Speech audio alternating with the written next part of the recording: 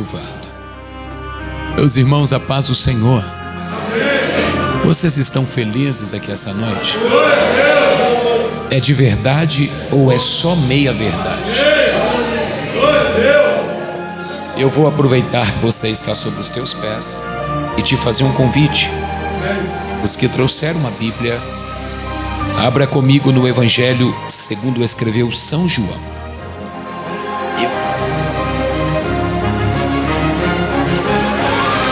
Evangelho segundo escreveu São João, o capítulo é o de número 20, e nós vamos ler a partir do versículo de número 19.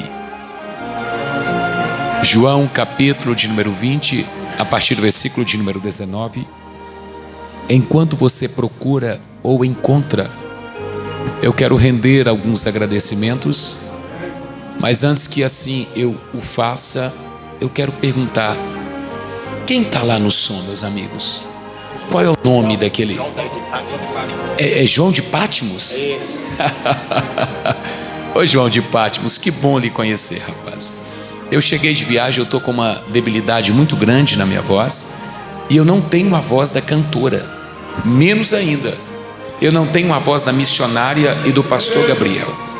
Se você conseguir tirar um pouquinho mais do agudo e me dar mais retorno, eu lhe prometo que você ganha uma pizza hoje, tá? As duas irmãs que estão do lado dele ficaram felizes, pastor Gabriel, olha só. Aí você dá um pedaço dessa pizza para elas aí. Mas quem vai pagar essa pizza hoje é a missionária aqui, tá?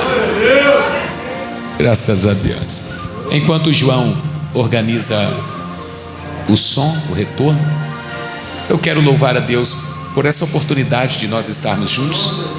Eu estou feliz em rever o pastor Gabriel e eu sou perspicaz. O que é isso? Eu sou muito atencioso aos detalhes. E olha como eu sou atencioso aos detalhes. O acolchoamento dos bancos é vermelho. O microfone que eu seguro nas minhas mãos é vermelho. Cadê o azeite que estava aqui? O azeite aqui é vermelho. E o pastor Gabriel, tanto vermelho, ele também está de... É só Deus que pode fazer isso. É o sangue de Jesus, literalmente, né? Pastor Gabriel é um amigo, é uma pessoa.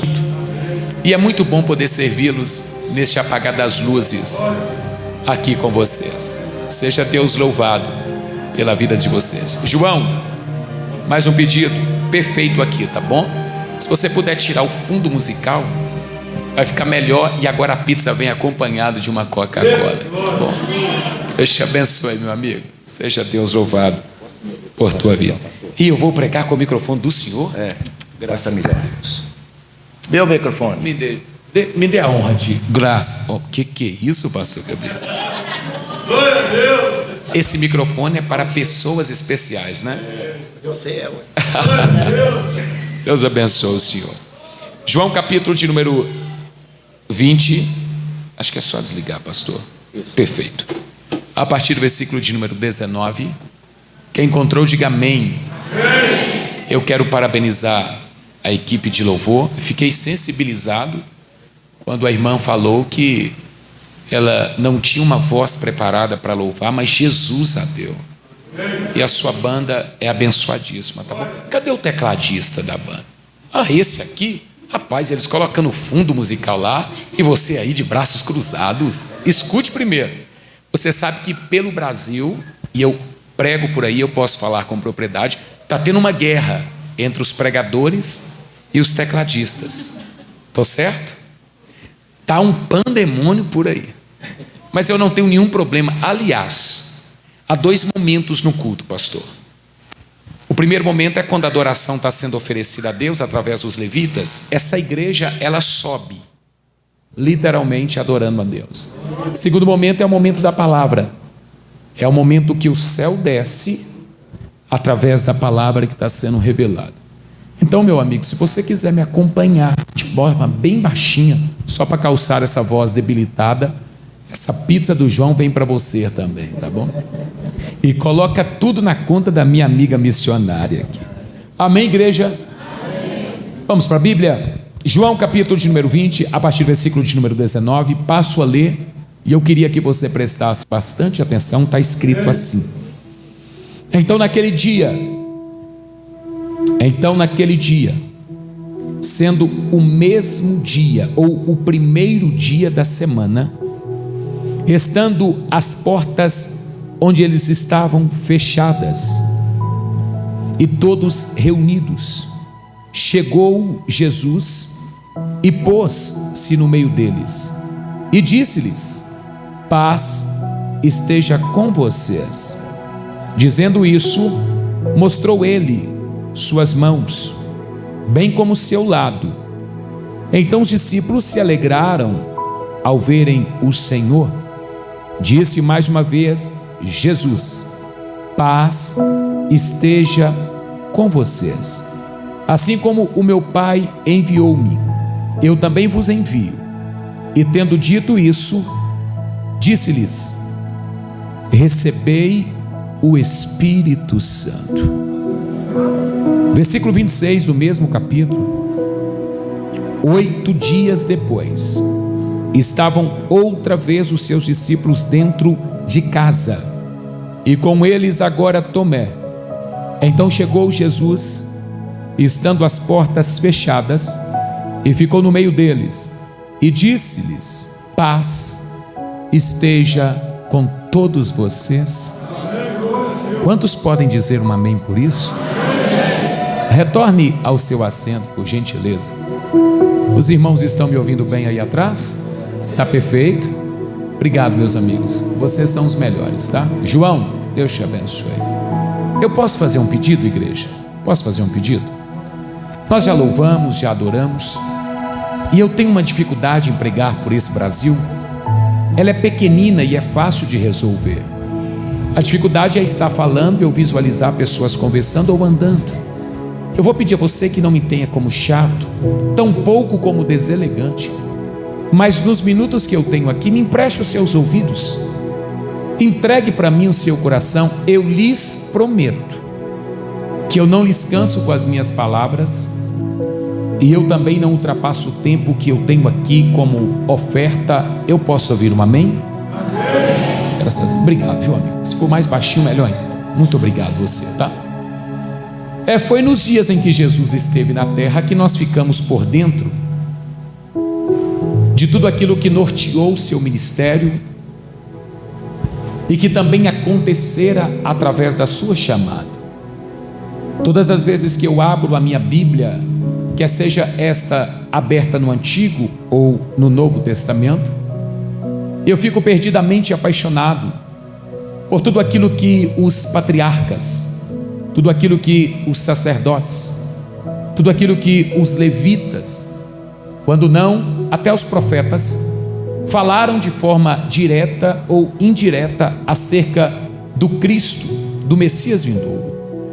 Eu era ainda muito menino, e na minha jovialidade, eu sempre ouvi o ribombar da voz dos meus professores de escola bíblica dominical falar acerca de Cristo, dos seus milagres, do seu ministério e de como ele transitava na terra, no mundo antigo, e fazia milagres, prodígios e também maravilhas. Tive a alegria de nascer no Evangelho e me apaixonei por esse Cristo e prego ele até hoje por bondade, e permanecerei fazendo isso até a trombeta tocar, de forma coletiva ou pessoal. Todos que vieram antecedendo o nosso Jesus citaram ele de maneira direta ou indireta. As profecias que foram faladas e também ouvidas caiu com um peso muito grande aos ouvidos daqueles que tinham a alegria, a esperança de ter e também de ver o Messias tão anunciado. Antes de Isaías, era muito difícil identificar quem ele era, mas Isaías, pastor Gabriel, ele conseguiu a maior façanha que os profetas não conseguiram no seu tempo. Isaías, o profeta messiânico, ele não só vaticinou, não só profetizou, como ele também detalhou a figura que havia de vir ou de aparecer. Nas palavras de Isaías, enquanto este pregava ou profetizava, ele disse: a virgem conceberá e dará à luz a um filho. E ele, além de falar tais palavras, ele permaneceu rendendo outras, identificando esse que havia de chegar. Ele disse: além da virgem conceber e dar à luz a um filho, este filho que vai nascer também tem nome. O primeiro nome é Deus Forte, o segundo nome, Príncipe da Paz, o terceiro, Emanuel, Pai da eternidade, e assim por diante. As luzes da ribalta se acenderam e Isaías conseguiu chamar a atenção de todos aqueles que haviam ouvido a sua profecia. Um detalhe é que Isaías, depois de profetizar e detalhar minuciosamente o nome desse que havia de chegar, Isaías também desenhou, apresentou um cenário de tudo aquilo que ele iria sofrer. Isaías disse: ele seria uma ovelha muda, iria ele para o matadouro, mas enquanto lágrima nos olhos, acompanhado do rosto, descia do corpo de Isaías, ele disse: só tem um detalhe, verdadeiramente ele vai levar sobre si as nossas dores, o castigo que nos traz a paz estará sobre ele, e o glória pode ficar melhor, e pelas suas pisaduras nós seremos sarados. Escute, para que eu continue a partir de agora, eu tenho que, no mínimo, tirar você daqui de dentro com a sua mente, com o seu coração, e colocá-los ao lado deste que Isaías anunciou de forma tão poderosa e empolgante. A Bíblia do Antigo Testamento, ela termina depois dos dias de Malaquias. Há um tempo chamado tempo interbíblico ou tempo intertestamentário, de 400 anos, aonde Deus não fala, não se pronuncia, independente de ser por profetas, levitas ou por qualquer outra autoridade. Ele não fala pelo Urim, não fala pelo Tumim, então a voz dele não é ouvida. O silêncio de Deus é quebrado quando ele envia da eternidade um mensageiro. O nome deste, Gabriel, o anjo que entrega as mensagens, que entrega as respostas daqueles que buscam e que querem ouvir a voz de Deus.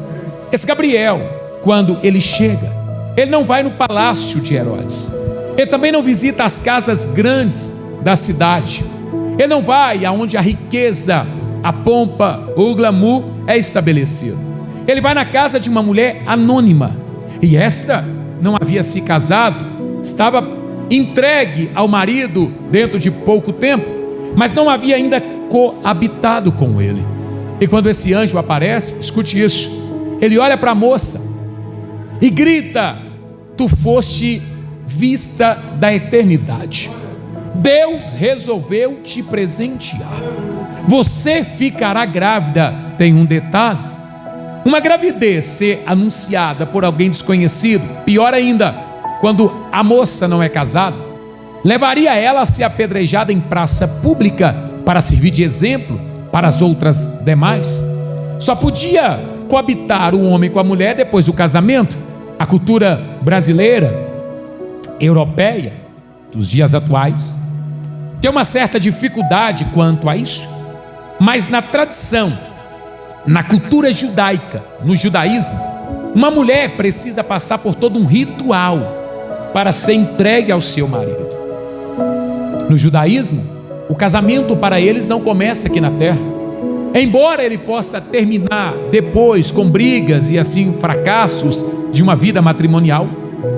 Todo judeu acredita piamente que o casamento é escolhido lá no céu. É Deus que une não apenas seres humanos, mas propósitos. Um dia, na fala de um judeu, nasceu então um ditado. Uma mulher desesperada foi até um rabino e disse para ele: meu amigo, meu senhor rabino, eu estou com um problema severo e eu sou devoto, eu sou fiel e Deus não está me ouvindo. Se me escuta, ele não faz o que eu tanto quero, não realiza os meus sonhos. O rabino deu uma olhada para ela, pastor Gabriel, e disse assim: mulher, Deus está realizando casamentos. A mulher, por sua vez, disse: mas realizar casamentos é muito fácil. Ele poderia deixar os casamentos de lado e fazer o que eu tanto preciso. O rabino disse: pois é, ele está realizando casamentos, a sua hora vai chegar, mas antes de chegar, ele vai fazer algumas famílias acontecer, porque ele é apaixonado com as famílias. A mulher que era rica olhou para o rabino e disse: eu tenho 50 mulheres escravas, 50 homens escravos. Eu vou provar para você que Deus está perdendo tempo. Daqui a 3 dias eu vou voltar aqui e vou mostrar para o senhor, rabino, que eu fiz o casamento de todos eles. 3 dias depois, está vindo a mulher, toda machucada, ferida, descabelada. E quando ela chegou, ela disse assim: senhor rabino, o senhor tem razão. Unir pessoas não é fácil. Eu casei 50 mulheres com 50 homens, e em 3 dias, algumas machucaram os maridos machucaram as mulheres, e tão pandemônio. O rabino deu um sorriso e disse: eu não te falei? Deus é apaixonado com família. Então ele não une apenas um homem a uma mulher, ele une um propósito, um projeto, e estabelece uma família. Aleluia. Escute, quando Gabriel aparece para a irmã Maria, Gabriel anuncia a gravidez, e Maria fica perturbada, porque quando ele está indo embora, isso aqui os pentecostais entendem muito bem, ele grita assim: ó, você não vai ficar grávida de ninguém aqui da terra. A medicina não vai dar resposta, a ciência menos ainda. O que vai acontecer no seu ventre não vai vir da horizontal, vai vir da vertical. Descerá sobre você o Espírito do Senhor, e o poder do Altíssimo te envolverá. Você ficará grávida. Imagina esse irmão que está do seu lado, essa irmã. Imagina o Paulo Gandra, depois de estudar minuciosamente a teologia, parar e descobrir que a gravidez desta mulher não veio de um ato sexual.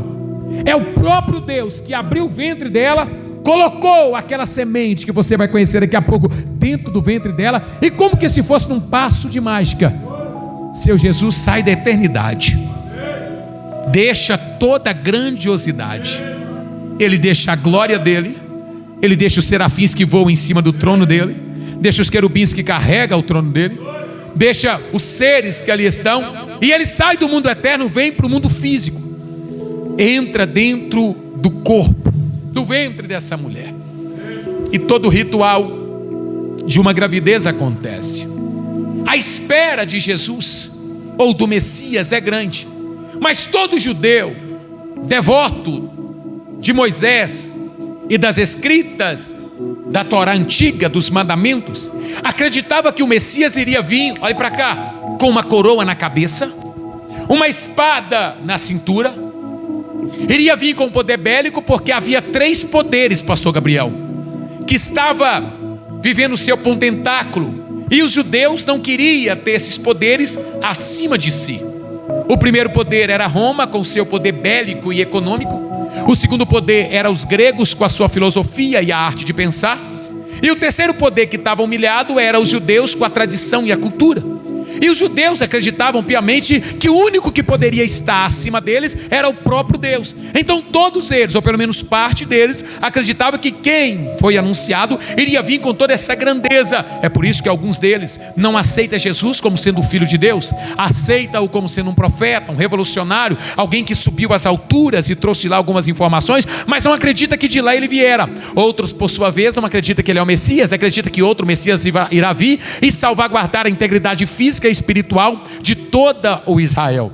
Então quando Jesus vem, escute isso, ele vem totalmente diferente, oposto daquilo que eles acreditavam. Ele vem naquela mesma configuração que Isaías havia dito, sem parecer, sem formosura. E esse Jesus, quando ele aparece, esses 3 poderes estão norteando literalmente a sua existência. Só tem um detalhe: algumas coisas dão indícios que ele não é comum. Ele tem uma supremacia. O que é uma supremacia? Ele domina tudo e todos. Ele tem poder para ir e vir. E qual é o poder? Dar visão ao cego, audição ao surdo, fazer o mudo falar. restituir quem está passando por dificuldade. E só para você dar um grito de glória melhor do que esse, Ele também tem poder. Para quê? Ressuscitar quem está morto. Ouça isso. Tem um pregador que anuncia a sua chegada. O nome dele é João Batista. Alguém já ouviu falar sobre ele? Alguém já ouviu? Se João Batista estivesse pregando aqui hoje, provavelmente a igreja estaria vazia.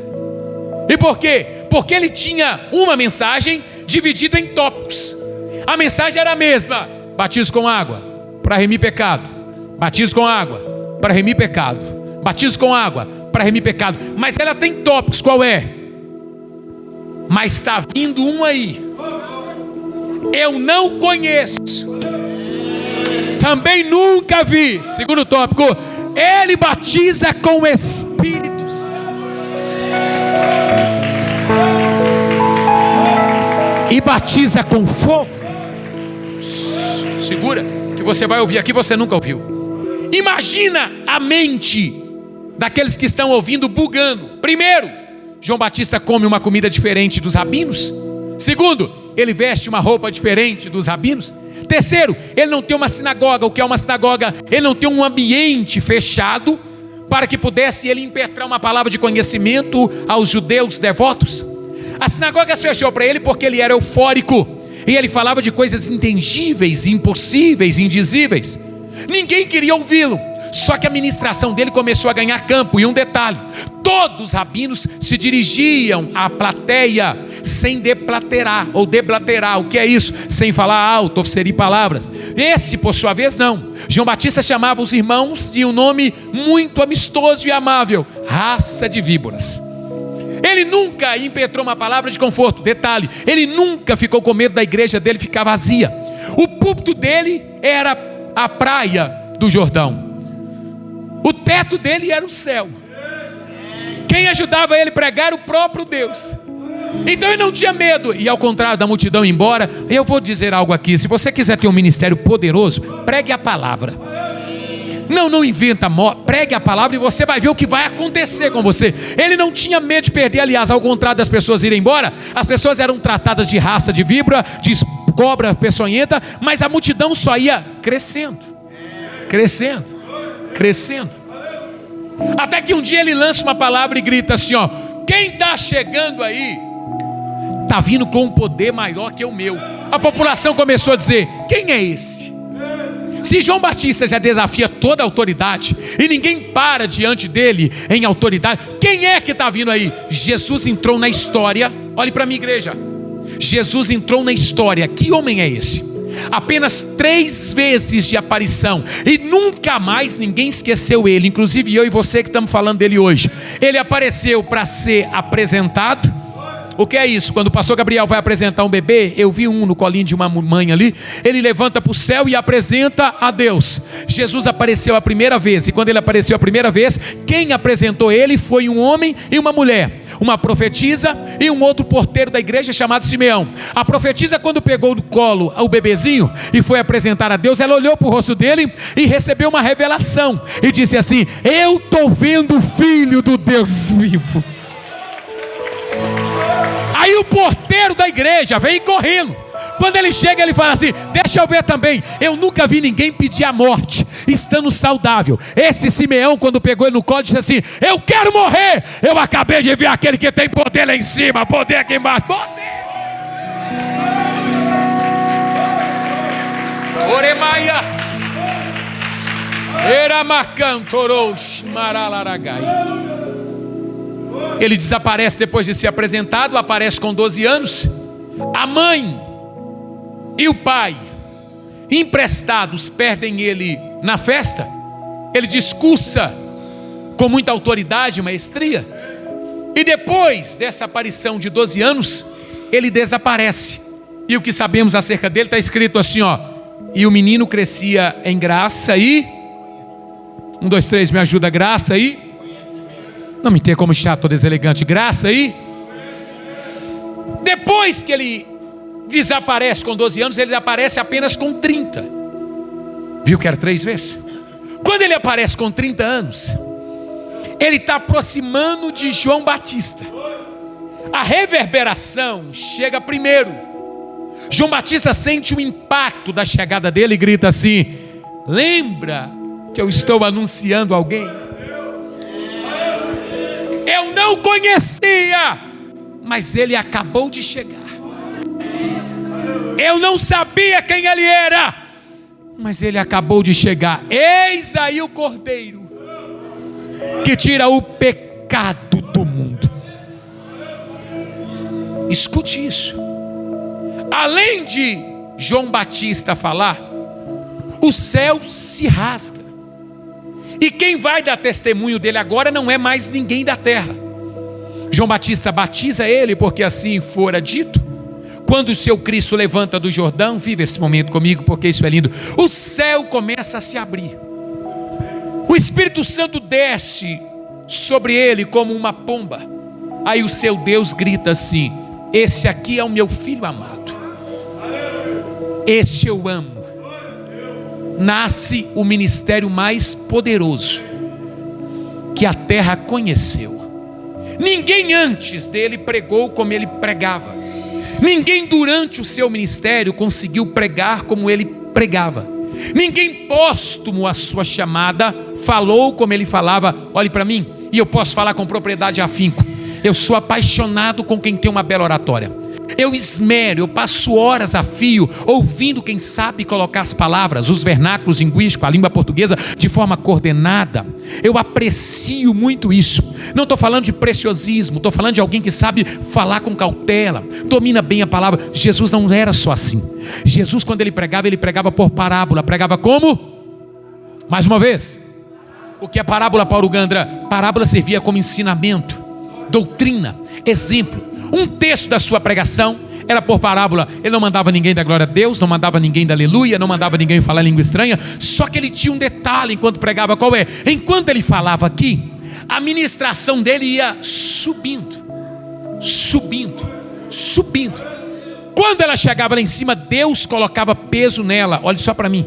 E ela caía com tanto peso na mente, descia para o coração da plateia, e todos diziam assim: eis aí o Filho do Deus vivo.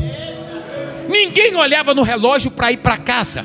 Ninguém esperava a bênção apostólica. Aliás, a bênção apostólica de Jesus era dada de maneira diferente.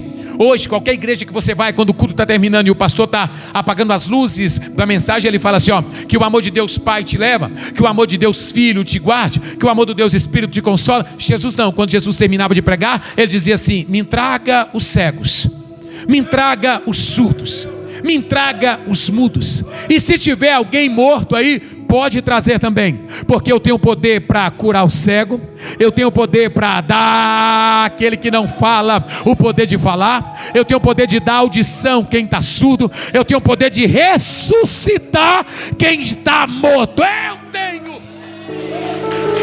Aleluia. Aleluia. Eu tenho uma pergunta antes de continuar. Eu sei que vocês estão em festa, mas imagina você ouvir Jesus de perto pregar. Imagina você estar em loco assistindo uma ministração desse orador. Imagina você acompanhando de perto ele ressuscitando o morto, dando visão ao cego. Quem tem ministério aqui, levanta a mão, deixa eu ver. Quem prega, quem canta, quem faz alguma coisa na igreja, levanta a mão. Mais alto, tenha medo não. Deixa eu compartilhar algo com vocês. Enquanto você estiver fazendo algo para Deus e não for incomodado, se você estiver fazendo algo para Deus e ninguém te perseguir, se você estiver fazendo algo para Deus e tudo dá certo, eu tenho uma notícia para te dar. Você é escolhido para ir morar no céu, mas você não é chamado para executar um ministério. Porque todos que Deus chama, Deus pisa. Primeiro ele humilha e deixa ele ser perseguido, para ele dar valor àquilo que ele ganhou de Deus. Eu estou certo? Ele não poupou nenhum filho dele. Me prova, vou te provar agora. Como Jesus atraiu muito os olhares, e os holofotes estavam nele. Lembra daqueles 3 poderes? Bélico de Roma, filosófico dos gregos, cultural dos judeus. Uma conclusão: esse revolucionário precisa morrer. Porque todos que foram revolucionários não tinham o que ele tem. Além dele dar visão ao cego, audição ao surdo, fazer o mudo falar e ressuscitar quem está morto. Olha para a minha igreja, ele ainda anda sobre as águas. Não pegou? Reitero. Ele ainda transfigura no monte da transfiguração. Quem já foi no monte aí? Quem já foi no monte? Quem é do manto? Quem é do manto mesmo? Quem é do manto já subiu no monte. A minha geração, quando vai no monte, se não for espiritual, eles fazem uma espalhafatosa reunião e começa a gritar e fazer isso e aquilo. O meu Jesus, quando ele subiu no monte, ninguém pegou ele e levou ele para cima. Ninguém puxou ele. Ele simplesmente chegou no monte e ele começou a flutuar. Apareceu dois. Um que foi morto por Deus, que é Moisés. O outro que foi transladado, que é Elias. Pedro era testemunha oculares, a ponto de Pedro falar: Senhor, deixa eu fazer uma casa para Moisés, uma casa para Elias e uma casa para o Senhor. Jesus ficou em silêncio. Aí Moisés gritou assim: que bom te conhecer, eu sou a lei. Jesus: parabéns. Elias: que bom lhe ver, eu sou os profetas. Jesus: parabéns. Aí Jesus dá uma olhada para os dois e grita assim: eu sou a graça. Eu vim para que tenha vida e a tenham em abundância. Que homem é esse? Paulo Gandra, se aprofunda mais, eu lhe rendo. Depois de transfigurar, ele anda sobre as águas. Eu preciso lhes dizer: água é uma molécula. Se você pegar um punhado desse líquido e colocar nas suas mãos, ele se esvai. O seu Jesus acabou de orar de madrugada e não tinha embarcação para passar para o outro lado. Eu respeito você que não acredita nisso, mas eu te acho muito esquisito. Porque se eu acredito num céu que eu não conheço, num Deus que eu nunca vi, isso aqui para mim é fichinha. Como não tem embarcação, os discípulos não estão lá, ele coloca, pastor, as sandálias em cima daquelas águas. Aí as águas falam assim: epa. Elas devem ter ouvidos, porque ela ouviu ele mandar ela parar. Então naquele momento ela também cria lábios e grita: epa, quem acabou de pisar aí, nós conhecemos. Quem é ele? Vocês se lembram lá no começo, lá no livro do Gênesis? Ele pegou parte dessas águas e dividiu em lagos, rios, mares, oceanos. Ele também pegou outra parte e colocou em cima do firmamento. Esse que acabou de pisar aí, ele tem poder lá em cima, poder aqui embaixo. Pode ficar sólido, porque quem vai passar na passarela agora é ele. Vamos lá.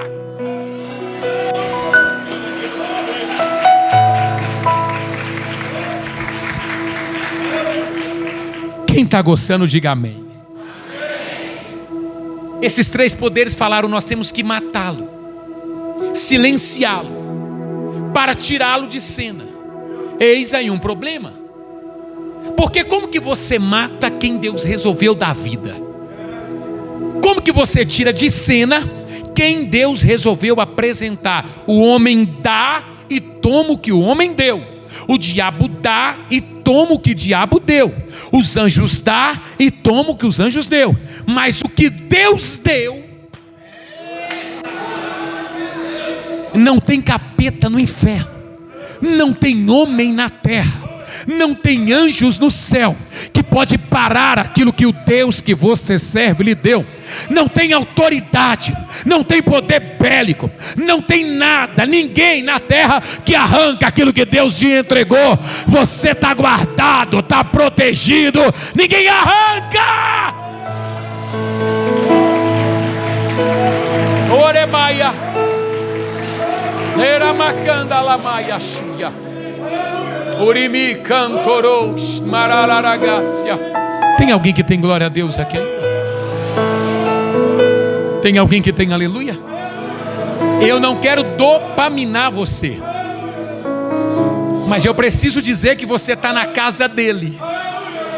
Quando aquela grande porta se abriu e o primeiro crente entrou acompanhado do segundo, isso aqui deixou de ser uma construção feita pelo pastor Gabriel e a sua comitiva de ajudantes. Isso aqui se transformou na casa dele. Aqui você pode dar glória, aqui você pode dar aleluia, aqui você pode falar em línguas. Se tiver doente, aqui tem um médico dos médicos para te curar. Aqui você pode levantar a mão e dizer que ele é bom. Você pode bater o pé. Só os adoradores levantam as suas mãos para cima. Segure-as, não as baixe. meu Pai. Olha isso, pastor Gabriel, levanta a sua mão mais alto. Urimi canta lá mandaragahai. Eu profetizo do alto da tua cabeça a planta dos seus pés, que esse Deus está presente nesse culto. E antes que as luzes dessa ministração se apaguem, Ele ainda pode te renovar essa noite. Ele ainda pode te trazer autoridade essa noite. Dá um chute nessa frieza. Manda esse desânimo embora. É o primeiro dia da semana. Já começa ela ativada, com o volume da adoração lá em cima. Extravasa!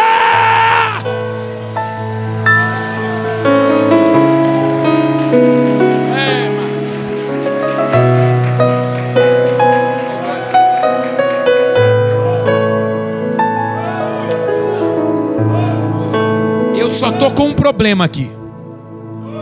Eu não sei como eu vou continuar essa mensagem, porque agora que eu consegui fisgar a sua atenção, vive esse momento comigo e permita-me extravasar um pouco mais nessa introdução a partir de agora. Os romanos, os gregos e os judeus se unificaram e chegaram a uma conclusão: matamos ele.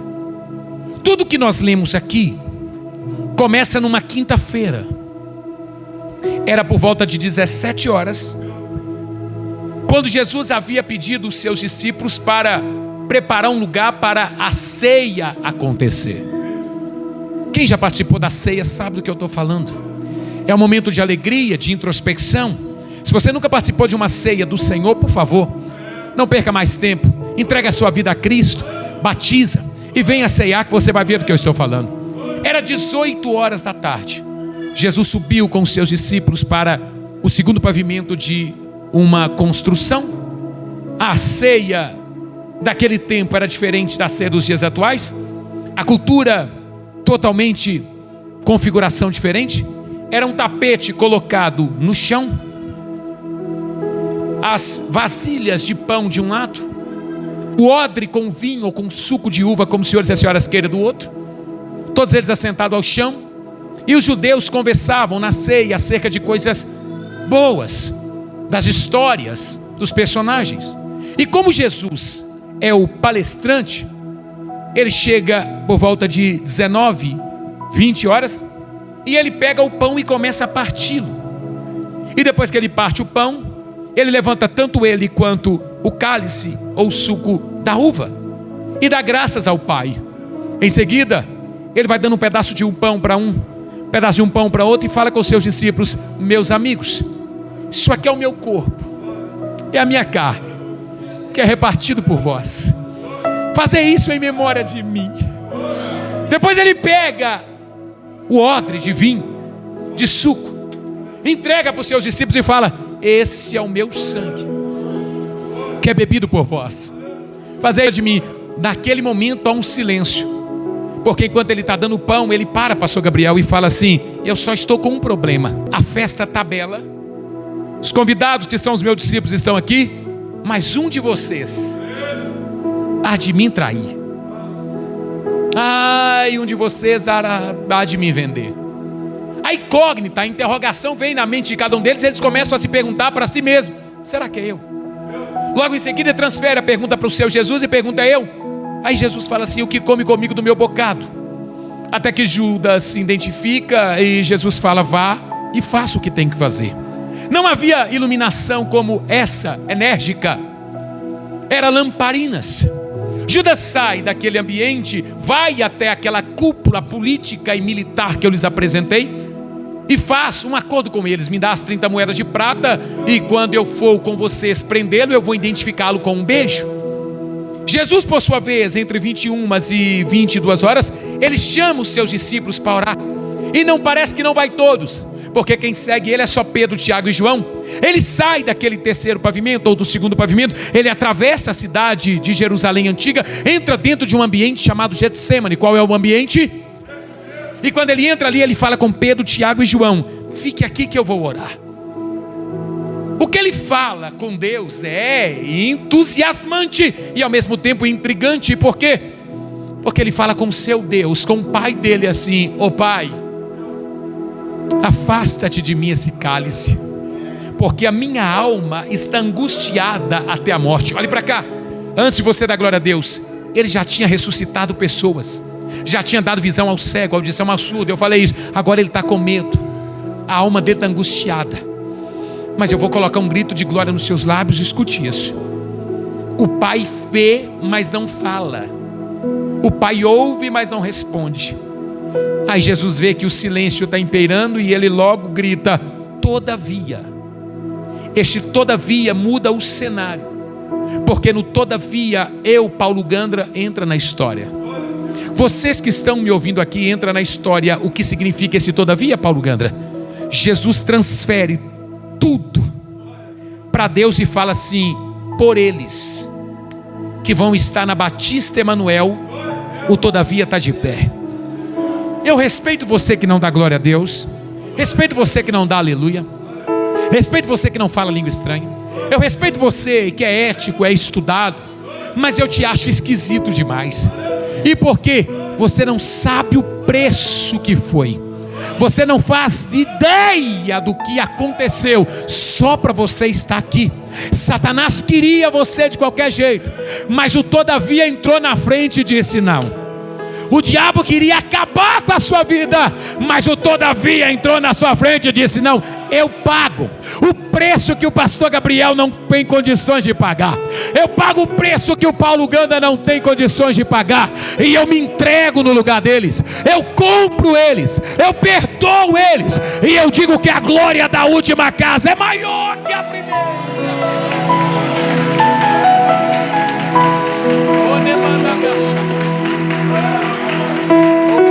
Oh glória, oh glória, oh glória. Eu estou sentindo Deus aqui. Eu estou sentindo o meu amigo Espírito Santo aqui. Não é um emocionalismo, não é uma dopamina espiritual. Eu estou sentindo a presença dele aqui. Deixa eu dar para você um conselho. Quando o culto começar, não queira saber quem vai pregar, quem vai cantar. Só participe desse culto coletivo. E quando ele terminar, volta para sua casa fazendo o culto pessoal. O culto não começa aqui. O culto começa lá na sua casa. Amigo, o que adianta ter um ministério se você não tem autoridade? Amigo, o que adianta você pregar se você não carrega unção? O Espírito Santo não está acostumado ou procurando uma performance. Ele não quer saber se o seu cabelo está bonito ou está jogado. A pergunta é: quer ter intimidade comigo? Quer falar e eu me apresentar? Então aproveita esse momento que a trombeta vai tocar a qualquer hora e mergulha na adoração.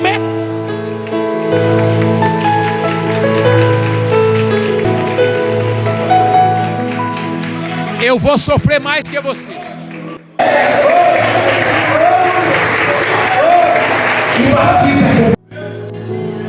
Você abre o meu Instagram, eu prego todo dia. Eu cheguei de viagem há poucas horas, só passei em casa, tomei banho e fui pregar de novo. Eu estou com 37 anos. Eu nasci, fui criado na igreja. Eu prego e não me tenha como prepotente por multidões. Eu falo para multidões, mas eu estou com saudade de uma igreja viva. Eu não quero que você espere o congresso para você adorar. Eu não quero que você espere o cantor famoso cantar para você adorar. Eu não quero que você espere uma cura acontecer para você adorar. Tem cancerosos agora na fila de um hospital que recebeu o diagnóstico de últimos dias de vida. Ele daria tudo para ter a saúde que você tem. Tem agora pessoas com uma arma na cabeça que daria tudo para ter a paz que você tem. E não tem, porque a paz que excede todo entendimento, ela só anda com quem busca ela. Ai, eu queria que você entendesse isso, que você tem liberdade de colocar Deus de pé. Eu queria que você entendesse que a sua adoração, ela muda o ambiente, ela mexe com a estrutura. O diabo não odeia você porque você tem um celular caro, porque você estudou. Ele te odeia porque quando você levanta a mão, o céu se rasga. Ai.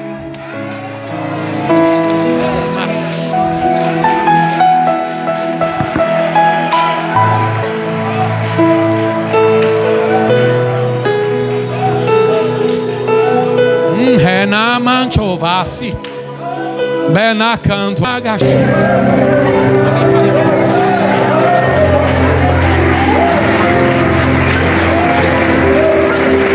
Adore a Deus, adore, adore.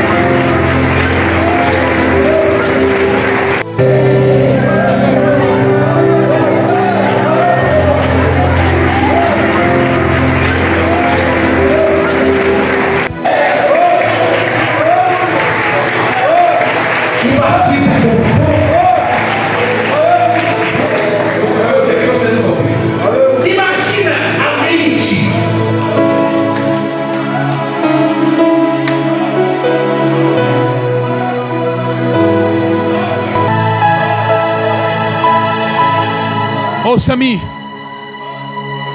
não me critique.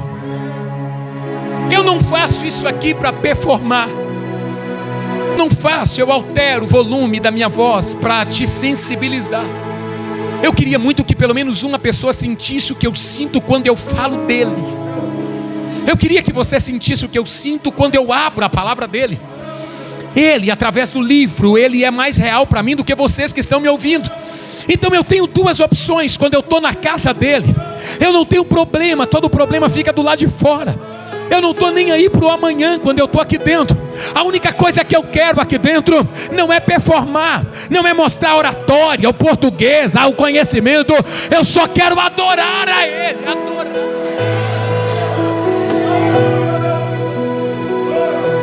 Todavia,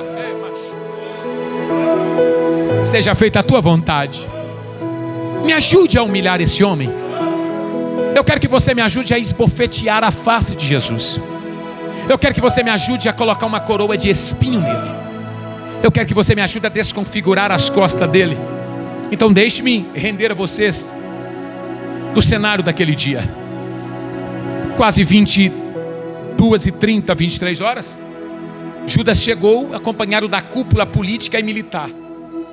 Aí ele pegou na mão de Jesus e Jesus já estava purulando sangue ou sangrando. A medicina chama esse processo de hematitrose. Quando o indivíduo está com o seu emocional muito abalado, os poros começam a dilatar e, ao contrário de transpirar esse líquido salgado, transpira sangue. Quando Judas chega e dá um beijo nele, identificando o mestre, os discípulos, o mais velho tem 22 anos de idade. Você achou que ele tinha 40, né? Os discípulos eram novinhos. Então Pedro, no afã de querer acabar com a perseguição, ele tira a espada, corta a orelha de um moço chamado Malco. E Jesus, que foi identificado através de um beijo e que foi traído, ele dá a primeira lição do que é ser cheio do Espírito Santo. Ele poderia gritar para os anjos descerem, e esse iria descer. Porque quando ele fala assim, quando é perguntado quem é Jesus, ele: sou eu, todo mundo cai. Aí Jesus pega a orelha de Malco e restitui ela. Ainda fala para Pedro: Pedro, não devolva o que fazem com você. Dê a outra face. Aprenda. Eles pegam Jesus entre 22 e 23 horas. E enquanto ele está indo para ser interrogado, nas partes baixas de Jerusalém, num salão, Anás e Caifás já está o esperando. Eles dão para ele uma coroa. Mas não é uma coroa de flores, não é uma coroa de ouro, de bronze, de prata. É uma coroa de espinhos. Então me ajude a calcular. Ele já está sangrando. Olhe só para mim, por gentileza. Não menos que isso, ele agora tem uma coroa na cabeça. E os cravos daquela planta que fez um emaranhado para se transformar numa coroa, entra no couro cabeludo dele. Tem contato com o cérebro, porque começa a espinhar as partes internas. A visão dele fica enegrecida. A dor é insuportável, mas ele não grita, porque Isaías disse que como ovelha muda ele iria para o matadouro. 0 horas. A quinta está terminando, a sexta está começando. Seu Jesus é chicoteado, esbofeteado e levado para ser interrogado. Anás e Caifás começam a perguntar quem ele é e assim por diante. Ele não fala nada porque ele precisa ficar em silêncio, assim Isaías diz. A única resposta que ele dá é: vocês estão dizendo que eu sou filho de Deus, mas eu não disse nada. Rasgam as vestes do seu Jesus e começam a bater nas costas. Quem está batendo é um soldado pretoriano que desconfigura as costas dele, a ponto de um médico falar que os rins e o pulmão eram vistos. Sangue para tudo enquanto é lado. Pior ainda, ele não grita, porque quem está sentindo dor, se gritar, a dor é silenciada, mas ele fica em silêncio. Oh, machorabás. Ele tem uma dificuldade de respirar. Ele tem uma dificuldade de fazer com que o sangue e o líquido de água vai passando pelo corpo, porque os rins estão inchados. Aí o seu Jesus começa a padecer. Padecer, olhe só para mim. A padecer. Aí quando ele começa a padecer, a sexta-feira começou a crescer. O galo canta, Pedro o negou, lembra? E agora está aproximando de 8 horas da manhã. Anás e Caifás manda ele para Pilatos. Pilatos, que é o governador, não o imperador, pergunta para ele: quem o senhor é? Ele: eu sou Jesus. Estão dizendo que você é o filho de Deus. Ele: eu não disse nada, vocês estão dizendo. Aí Pilatos fala: qual é o seu pecado? Ele: eu não sei. Aí Pilatos chama toda a comitiva e fala assim: eu não vi pecado neles. Olhe para mim, igreja. Pilatos, eu estou lavando as minhas mãos, que o sangue dele caia sobre vocês. Aí lá em cima, uma das autoridades grita: crucifica-o. Ele é levado para o Gólgota, lugar da caveira. 9 horas da manhã, ele está de pendurado, com pregos, tanto entre a palma da mão e o antebraço, quanto do pé direito em cima do esquerdo. A coroa está entrando de espinhos no crânio dele. Pior ainda, as costas desconfiguradas, está tendo contato com o madeiro que teve contato com outras pessoas. O seu Jesus poderia ter morrido de tétano, ele poderia ter morrido de uma infecção, porque farpas entrou naqueles machucados. Mas a morte veio humilhá-lo e disse: você não me humilhou quando eu fui buscar a filha de Jairo e não levei? Não me humilhou quando eu fui buscar o filho da viúva de Naim? Não me humilhou quando eu vim buscar Lázaro? Agora eu vou buscar você. Só que ela não sabia que quem estava naquele madeiro era o Filho de Deus. E a morte pode ter poder sobre a minha vida, a morte pode ter poder sobre a tua vida, a morte pode ter poder sobre a nossa vida, se ele permitir. Mas a vida dele ninguém toca, ninguém mexe. Ai!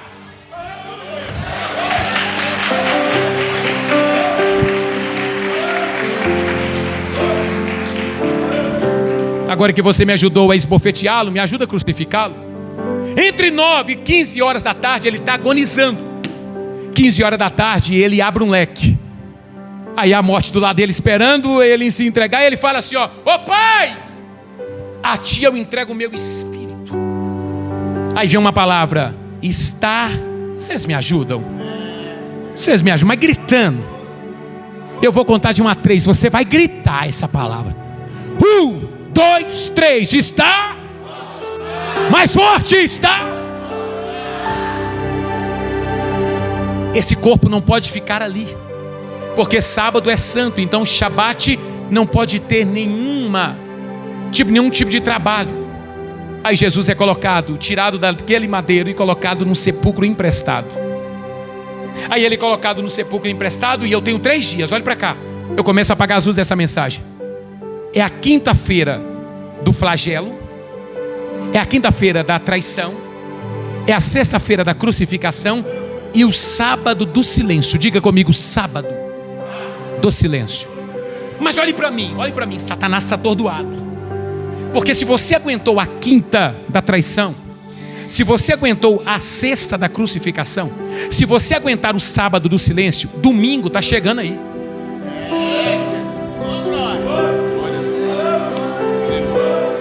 Domingo de manhãzinha, as mulheres estão indo lá levar perfume para perfumar o corpo e atrasar o estado de putrefação. Quando elas estão chegando, uma pedra de 2 toneladas está removida. Tem um anjo assentado em cima dela. E quando elas vão entrar, o anjo grita assim: está procurando quem aí? Aquele da quinta que foi traído? Da sexta que foi abatido? Do sábado do silêncio? Ele não está mais aqui, ele já...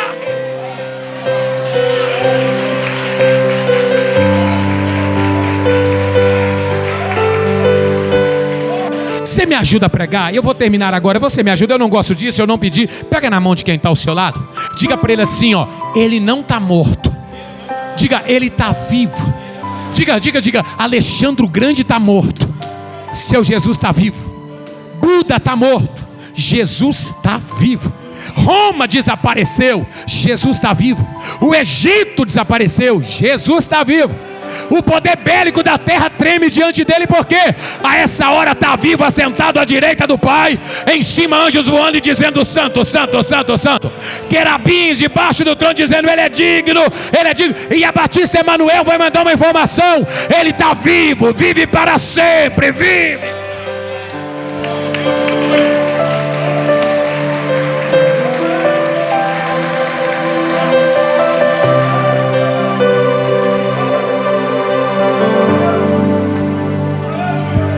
Como que eu apago a mensagem? Como que eu apago as luzes dessa mensagem? Porque eu tenho agora alguém que ressuscitou.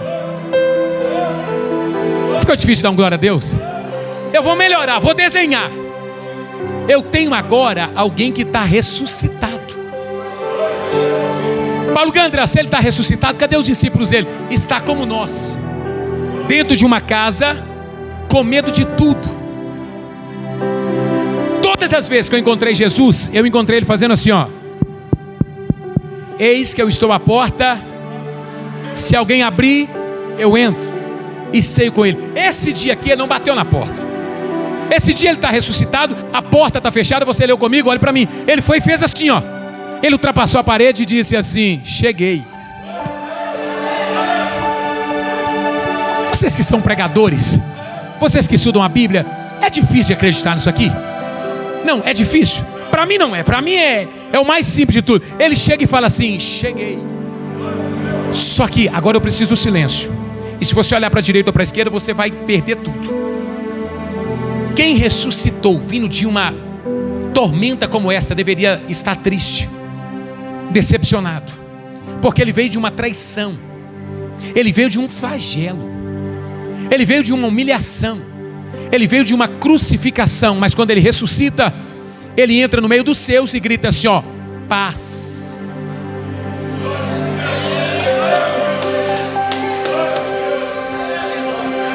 Paz. Ele está dizendo assim: estou vindo da luta, estou vindo da batalha, estou vindo da guerra, mas eu tenho uma palavra: paz. Acalma-te. Eu cheguei. Eu estou aqui. Está preocupado com o quê? Se eu passei por tudo isso e cheguei para dizer: paz. Noramate, evedeve, colamandara, bacalaba. Só tem um detalhe. Olhe para mim, olhe para mim, olhe para mim. A paz não anda sozinha. A paz anda acompanhada.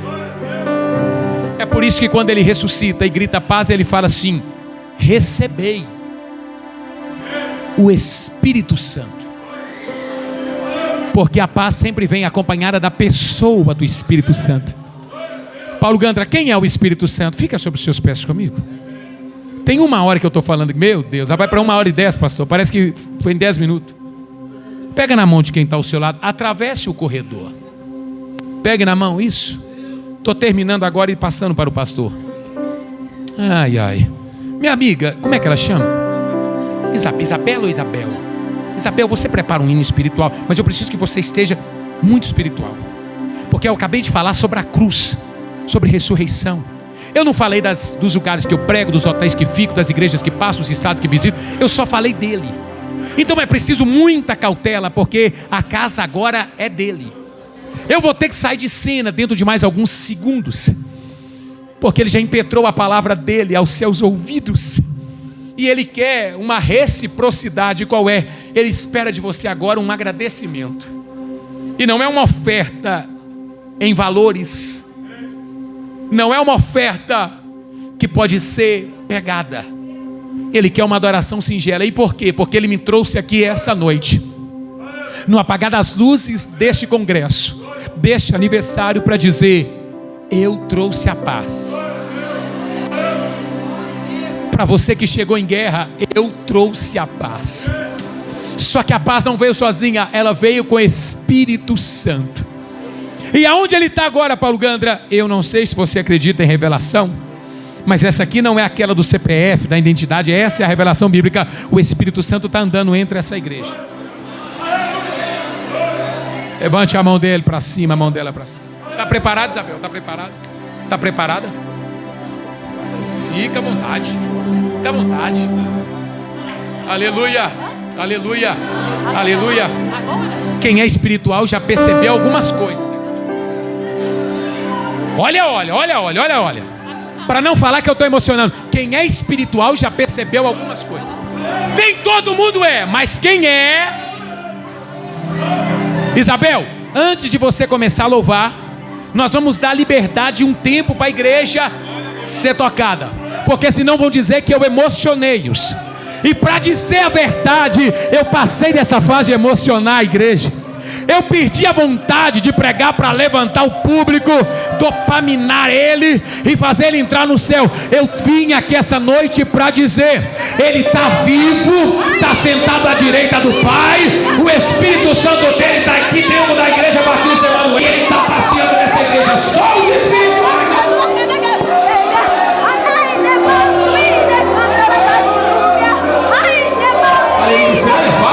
Fala. O diabo odeia esse barulho aí, ó. O diabo não suporta ficar nesse ambiente. Ele detesta esse lugar, porque aqui ainda tem fogo. Você está no vale, mas ainda tem paz. Está na prova, mas ainda está em paz. Está na dificuldade, mas é nessa paz ainda.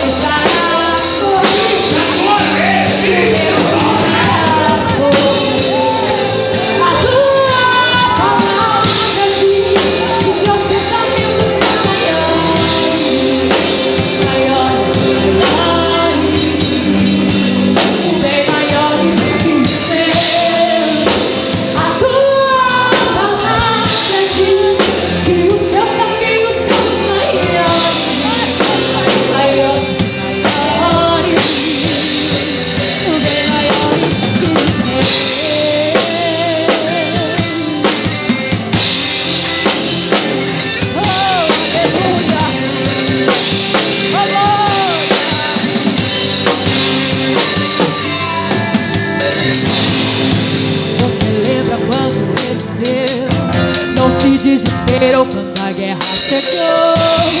Ele não viu pelos olhos normais, ele viu pelos espirituais. Quando o exército iniciou, ele viu além da tribulação, faz viver além dessa situação. Eu sei que nunca me abandonou, eu sei que nunca me abandonou. Sei que nunca me abandonou, sei que nunca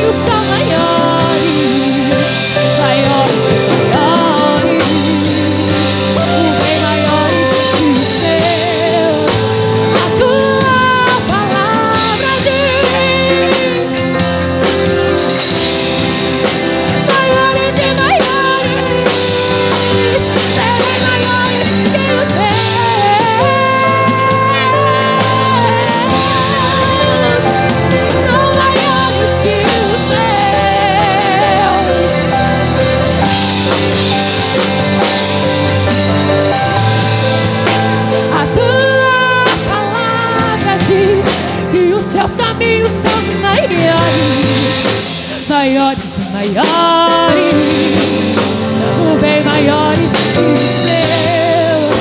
A tua palavra diz que os seus caminhos são maiores, maiores e maiores, bem maiores que os meus. A tua palavra diz que os seus caminhos são maiores, maiores e maiores, bem maiores que os meus. A tua palavra diz que seus pensamentos são maiores, maiores e maiores, bem maiores que os meus.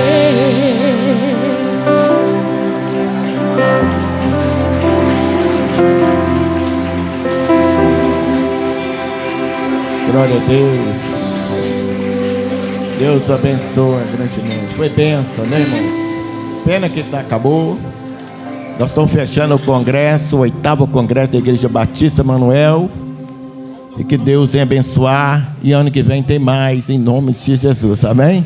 Quero agradecer a Isabel e banda, seus tocadores, amém? Deus abençoe, fiquei muito feliz com a tua presença. Deus abençoe grandemente em nome de Jesus.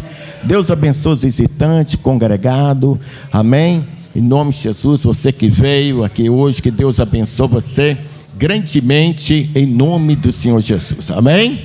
Pega na mão do teu irmão, vamos encerrar o congresso, amém? Em nome de Jesus, aleluia. Pega na mão isso, pega na mão do teu irmão. Foi muita bênção em nome de Senhor Jesus.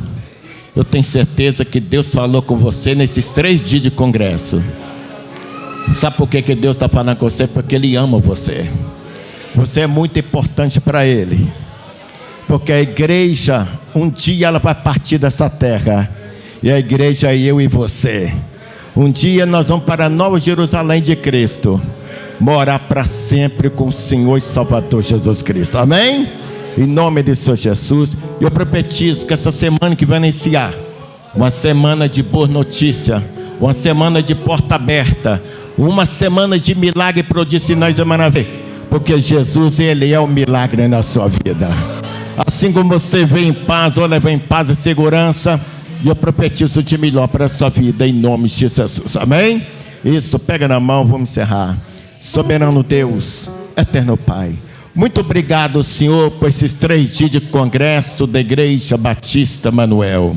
Meu Deus, até aqui o Senhor tem nos ajudado. Meu Deus, eu peço ao Senhor, meu Pai, que foi muita bênção, meu Pai. E eu agradeço, Senhor, por tudo que o Senhor fez aqui, meu Pai. E eu agradeço, meu Pai, que essas pessoas que veio aqui hoje, vem sair daqui renovada, vem sair daqui transbordando do teu azeite, vem sair daqui transbordando da tua graça. Eu profetizo, meu Pai, que essa palavra, meu Pai, venha entrar no coração, porque o Senhor fala que o Senhor é a palavra, meu Pai, e que o Espírito Santo vem fazer uma grande obra de transformação, regeneração na vida de cada um aqui essa noite, meu Pai. Eu profetizo em nome do Senhor Jesus, meu Pai, que toda bênção venha assim, meu Pai, concretizar na vida de cada um aqui essa noite, em nome do Senhor Jesus. E que Deus te abençoe e te guarde, que o Senhor venha resplandecer seu rosto sobre ti, que Deus tenha misericórdia de ti, que Deus levante o rosto e te dê a paz. Deus abençoe. Está encerrado o congresso.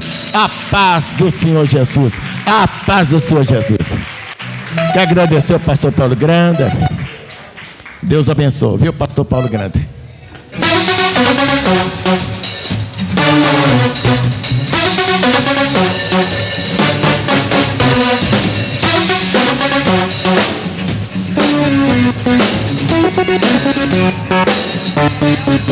Pelo Senhor baixemos sim seu exército poderoso, a sua glória será vista em toda a terra.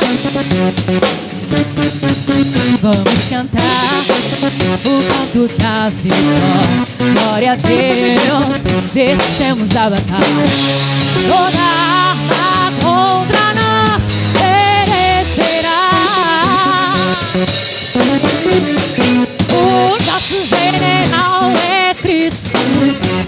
seguimos os seus passos, e o inimigo nos resistirá.